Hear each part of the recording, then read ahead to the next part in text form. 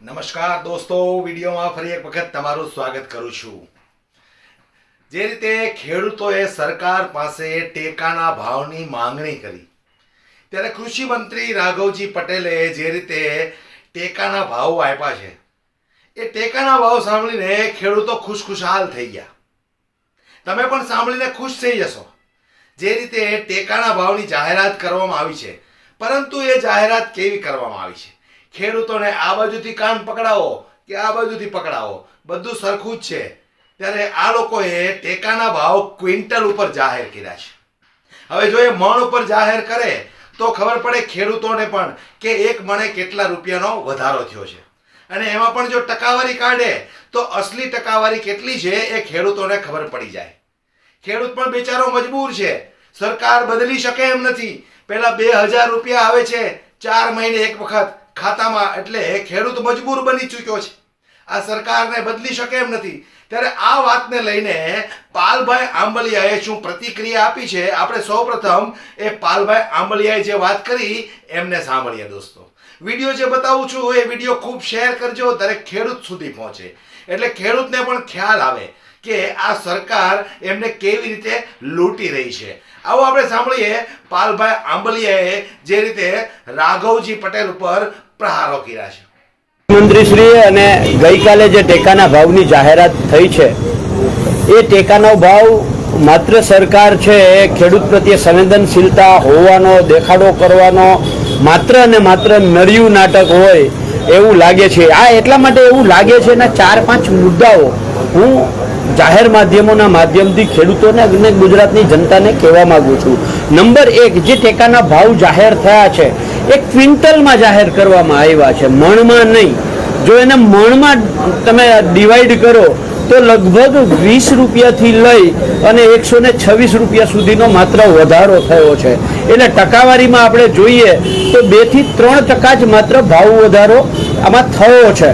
સૌથી મોટી વાત એ છે કે છેલ્લા 1 વર્ષની અંદર દવા, ખાતર, બિયારણ, ડીઝલ, મજૂરી, ખેત ઓજારો આ બધાયનો ભાવ વધારો 40%થી લઈ અને 120% સુધી થયો હોય, અને એની સામે ખેડૂતોને જ્યારે ટેકાનો ભાવ આપવામાં આવે ત્યારે માત્ર 2 થી 3% જ વધારો કરવામાં આવ્યો હોય।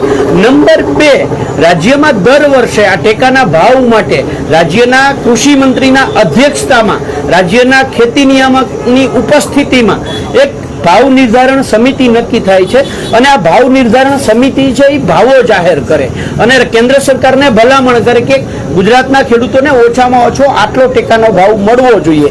એ ભાવ તમે જોશો તો ડાંગર છે એ 2800 રૂપિયા, જ્યારે ટેકાનો ભાવ 2300 રૂપિયા, મગફળી છે એ 8000 રૂપિયા અને ટેકાનો ભાવ સરકારે આપ્યો 6783 રૂપિયા, કપાસ 10000 રૂપિયા પ્રતિ ક્વિન્ટલ, કેન્દ્ર સરકારે આપ્યો 7121 રૂપિયા। આનો તફાવત 2800 રૂપિયાથી લઈને 3400 રૂપિયાનો જે તફાવત આવે છે, તો આ તફાવતનો ગાળો છે, આ તફાવતનો ગાળો રાજ્ય સરકારે ભલામણ કરી તો રાજ્ય સરકારે એમાં ફાળો ઉમેરવો જોઈએ। આનો ખાલી તમે એક મગફળીનો હિસાબ કરો ને તો મગફળીના ગુજરાતમાં જે ઉત્પાદન છે એ છેલ્લા 5 વર્ષનું સરેરાશ ઉત્પાદન છે એ 40 લાખ મેટ્રિક ટન છે। આનો જે તફાવતનો ગાળો અને એનો જો ગુણાકાર કરવામાં આવે તો દર વર્ષે ગુજરાતના ખેડૂતોને કેન્દ્ર સરકાર રાજ્ય સરકારે કરેલી ભલામણના ભાવ નથી આપતી, એના કારણે ઓછામાં ઓછું 7 થી 8000 કરોડનું નુકસાન ગુજરાતના ખેડૂતોને ખાલી મગફળી એક પાકમાં જાય છે। ત્યારે સીધો સવાલ એ છે કે રાજ્ય સરકાર ભલામણ કરે છે તો રાજ્ય સરકારને એ ભાવ પૂરતા કરવા માટે પોતાનો ફાળો શા માટે નથી ઉમેરતા? બીજું, કૃષિ મંત્રીશ્રીએ આજે બહુ એક ભ્રષ્ટાચાર બાબતમાં કહ્યું, આપ મિત્રોનો સવાલ હતો ને એને કહ્યું, રાજકોટની ઘટનાને લઈને એને કહ્યું કે નરેન્દ્રભાઈ છે એ ભ્રષ્ટાચાર મુક્ત કરવા માટે, ભ્રષ્ટાચાર ઓછો થાય એના માટે પ્રયત્નશીલ છે। આવી કોઈ પણ ઘટના બને તો એને અમે કડકમાં કડક કાયદાકીય સજા થાય એના પ્રયત્ન કરવા માંગીએ છીએ। ત્યારે રાઘવજીભાઈ અને ગુજરાત સરકારને મારો સીધો સવાલ છે, સુરતમાં તક્ષશિલા કાંડમાં શું કડકમાં કડક સજા કરી? વડોદરા બોર્ડી જે હરણી બોટકાંડ થયું એમાં શું કડકમાં કડક સજા કરી? મોરબી ઝૂલતા પુલ કાંડની અંદર શું કડકમાં કડક સજા કરી? કાંકરિયા રાઈડ કાંડમાં જે આરોપીઓ હતા એ 1-1.5 મહિનો કે એકાદ વર્ષ જેલમાં રહ્યા, ત્યાર પછી એ જ રાઈડ જે છે એ બાલવાટિકાનો કોન્ટ્રાક્ટ એ જ આરોપીઓ જે જેલમાંથી બહાર નીકળ્યા એને તમે આ ફરીથી કામ આપ્યું છે. આ તમારી કડકમાં કડક સજા છે.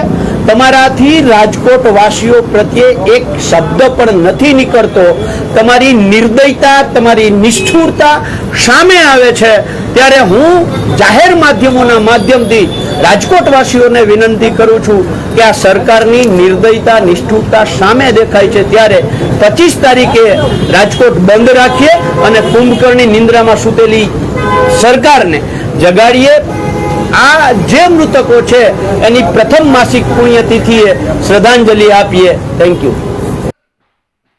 તો હું કહેવા માંગુ છું દરેક ખેડૂતોને કે જાગૃત તમારે બનવું પડશે. જ્યાં સુધી પેલા 2000 રૂપિયા તમારા એકાઉન્ટમાં આવે છે ને, એ 2000 ની લાલચમાં તમે લોકો તમારા 5 વર્ષને બરબાદ કરો છો. આજે તમને જે ટેકાની જાહેરાત કરી તો એ ટેકાની જાહેરાતમાં મહેશ 2 થી 3% વધારો થયો છે.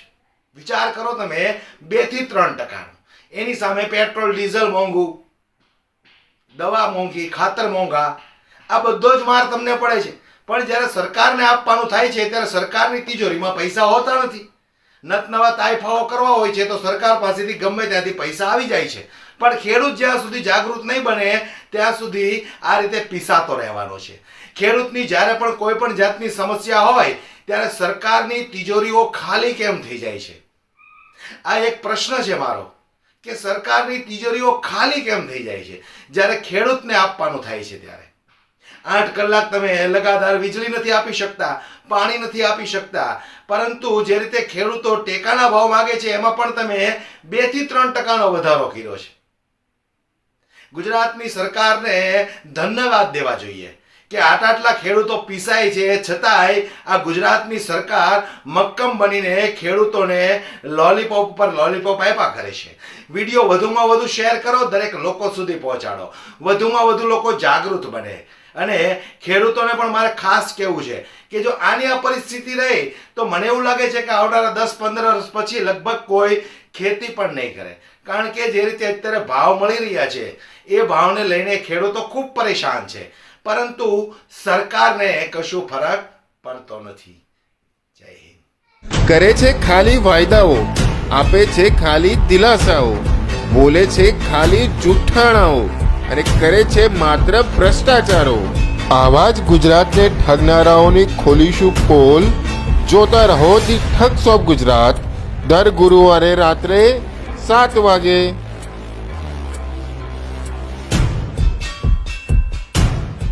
કરે છે ખાલી વાયદાઓ, આપે છે ખાલી દિલાસાઓ, બોલે છે ખાલી જૂઠાણાઓ અને કરે છે માત્ર ભ્રષ્ટાચારો. આવા જ ગુજરાતને ઠગનારાઓની ખોલીશું પોલ. જોતા રહો ધી ઠગ શોપ ગુજરાત દર ગુરુવારે રાત્રે 7 વાગે.